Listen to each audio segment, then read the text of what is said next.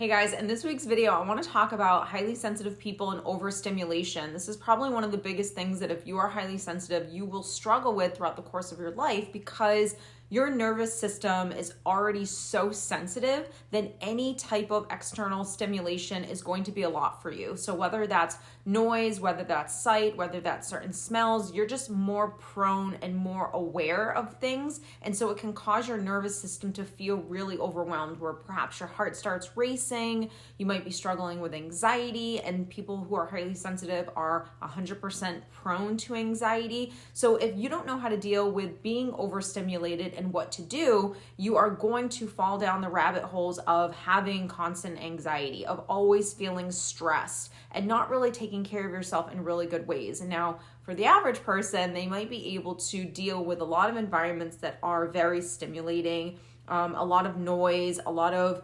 conversation, a lot of talking. But for someone who's highly sensitive, you definitely need to learn how to balance this. And so in this video, I want to give you 5 tips so you can start handling and managing your overstimulation. Now, it is extremely common for someone who is highly sensitive to need a lot of rest, to need a lot of alone time, a lot of quiet. And for each person, it's going to look a little different. The reason being is that these kind of like private spaces where it's just you gives you a chance to really recharge your batteries and for you to feel really and operate at your best. Now, of course, we all should be doing these things, whether you are highly sensitive or not. But if you are someone who is highly sensitive, then you're going to be prone to this probably more often. You're not going to be able to go multiple days with a really hectic and stressful life and schedule, a lot of crazy stimulation, and never really having that downtime to take care of yourself. If you do go through periods where it is a lot going on and a lot of stress and a lot of stimulation, you're going to become stressed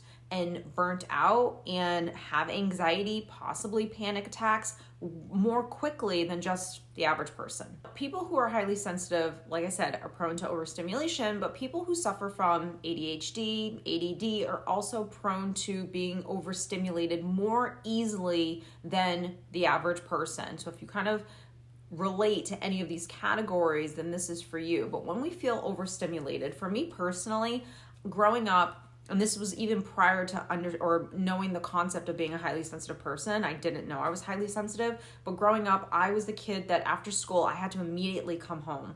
I had to come home after school. I couldn't go out and play. I needed like a good half an hour, possibly even a full hour of just like being in my room and having like that downtime to decompress. Now, most kids do enjoy that, but there are a lot of kids that the minute they come home off the bus, they're immediately going outside. And for me, I needed that downtime. When I worked in a corporate office and there was a lot of noise and hustle and bustle going around, living that kind of corporate life, I never really wanted to go out after work and have a beer with some of my coworkers. I wanted to actually go home. I wanted to take a shower. I wanted to decompress. I wanted to kind of like have my alone time. So a lot of people that are highly sensitive love their alone time. They actually really flourish in that space, and it gives them a chance to kind of like recenter and get back to them so they can be in environments that are overstimulating.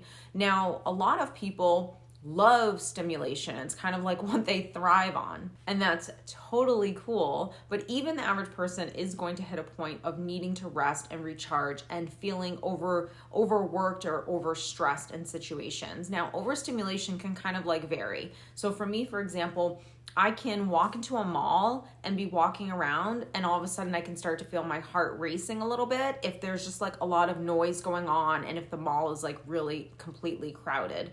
Now, I can also feel that if I go to a bar or a concert, but then there can be environments where I'm going to a bar, a concert, a mall, and I don't feel that at all. And I think for a person who is sensitive that doesn't realize they are highly sensitive and doesn't understand any of this, then they're going to, when they start to feel really anxious and nervous in certain environments and a little overstimulated, it's going to scare them because, wait a minute, I've gone into the mall 1,000 times and I didn't feel this. And all of a sudden today I'm starting to feel it. So just because you're highly sensitive doesn't mean in these environments you can never go to a concert, you can never travel somewhere, you can never be in these loud environments and in these social settings. No, you can. It's just when you start to feel like you're getting overwhelmed, you have to have really good coping skills in order to be able to handle yourself in that situation. So it's harder for someone who's highly sensitive to be able to ignore the fact that there's these loud noises happening around them.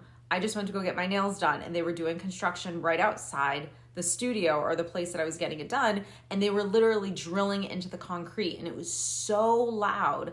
And mixed with that and all of the women that were talking in there, I had to put my headset on and start listening to something to kind of like recenter myself, because it just became too overwhelming for me, where I began to feel it. So those are common things that happen when you are someone who's highly sensitive. Now, the coping skills are going to vary from person to person in terms of what works for you, what centers you, what calms you down. That's why I'm always talking about self-parenting and you guys understanding what it means to really take care of yourself on an emotional level, and a mental level. But I think it really starts with self-acceptance. And for me, when I learned about highly sensitiveness, and when I learned, okay, I'm getting overwhelmed by perhaps just having a normal conversation with one other person, but maybe their voice is raising a little bit and it's starting to get my heart to race, my nervous system is starting to get a little activated or a little bit more sensitive to that noise than maybe it normally would be. I had to be able to spot that so I could then take care of myself. So if you can't spot it and you're not really having this great relationship with yourself where you're like, hey, look, I am in charge of you today. I'm in charge of taking care of you the best way I can. I always tell my clients, you're babysitting, you're a parent, this is your child, here you go, and the child's you. So learn how to be really curious and aware as to what's going on. So if you were babysitting a little child and all of a sudden, or a 7-year-old or a 10-year-old or whatever, and you noticed that their facial expression started to change, that they looked like, or they appeared like they were perhaps getting a little nervous or upset, you wouldn't ignore them. You would be aware of it. You would try to help that person or that child. So it's all about kind of like flipping it and really doing that for yourself. So throughout the day, you're going through situations, you're feeling stress, you're feeling worry, you're feeling the unknown, you're feeling insecurities, you're feeling overstimulation. When you feel those things, what do? And a lot of times we're just programmed like robots to just ignore those feelings and we don't really do anything about them. So a big part, there goes the sun, completely went away. And we're back. So if you're not self-aware as to kind of like what's going on with yourself in most moments throughout the day, I would say it's to be self-aware in every single moment is pretty impossible, but you should be kind of on it 90% of the time. So if you're really doing this work, and this is honestly, this is mental health. This is what you were supposed to learn how to do for yourself. This is your parents teaching you how to kind of like fly and leave the nest. This is a huge, if not a major factor of what it means to be a human being and how to take care of yourself so you can be the healthiest, the happiest you could be. And self-care is more than just taking a bubble bath or going to get the manicure and the pedicure. Self-care is really, what do I do here when I am feeling overstimulated? So step one is going to be recognize that you are becoming overstimulated, and also get to be really familiar with the environments or things that will trigger your nervous system to become a little bit more, I don't want to say erratic, but just a little bit more sensitive. Is it noise?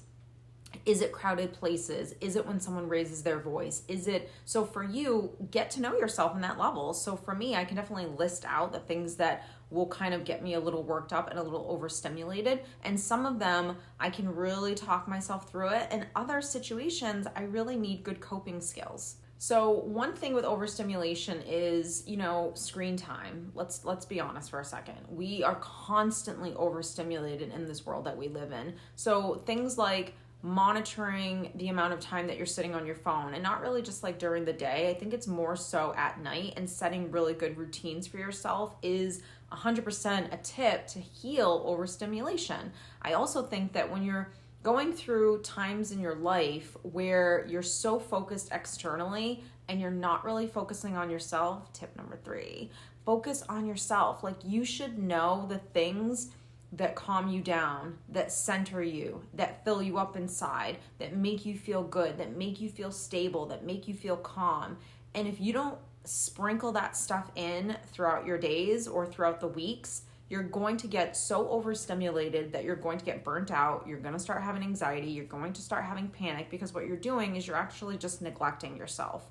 So a big part of overstimulation is, number one, going to be being able to acknowledge when I am overstimulated. So understanding what are the triggers that cause myself to feel a little overstimulated. Number two, I would say definitely having a good routine throughout your days, throughout your weeks that will help to center you in those certain environments. For me, I never leave the house without a headset, because if I'm in an environment where it is becoming a little too much, listening to something that's calming my nervous system, that's helping me to focus on something maybe a little bit more light, a little bit more upbeat, a little bit more positive, a little bit more soothing, is going to calm the nervous system down a little bit. And so what you're really learning how to do is self-soothe. Number three, I would say, is really setting boundaries with who you are and what you're capable of doing. Now, obviously, you want to be able to do everything that you want to do. So if you know, okay, when I go to malls, I tend to get a little overstimulated, you can go to the mall. You can go with your friends. Don't limit your life just based on the fact that you're highly sensitive.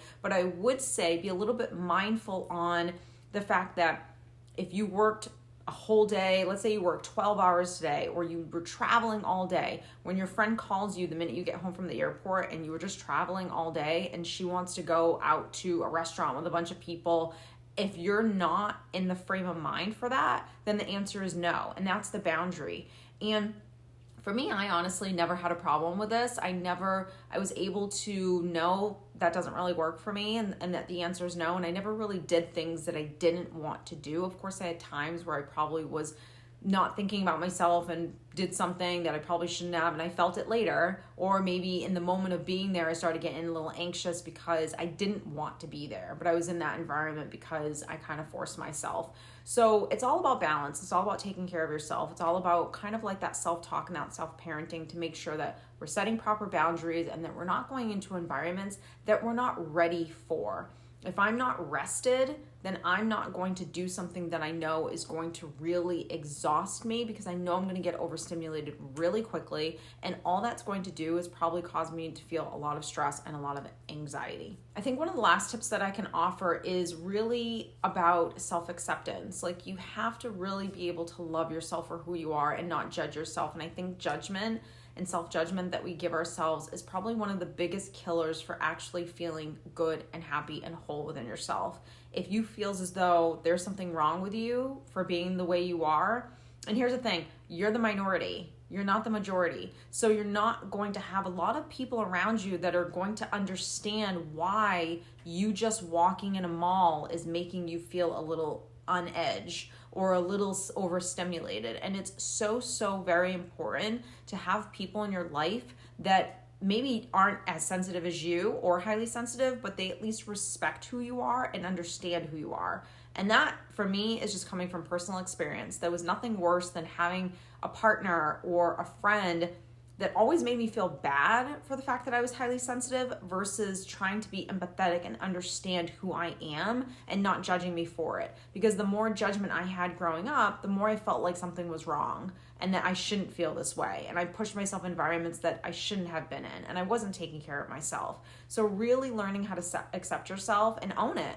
I'm sensitive. This is overwhelming. I think I need to take a break now. I think I need to put on my headset. I think I need to leave this party or this dinner or this whatever. Or hell, just going into the bathroom and giving yourself a little bit of a 5-minute pick me up, right? I think that's the stuff that's so important, is accepting yourself and having people in your life that also accept you too. So if this video has helped you, if you did, don't forget to like and share, and don't forget to also subscribe. And if you're not following me on social media, I will list right over here my IG, my TikTok, stuff like that. If you want to kind of get to know me a little bit more, you can follow me over here on social. And I'll see you guys next week. Enjoy your week.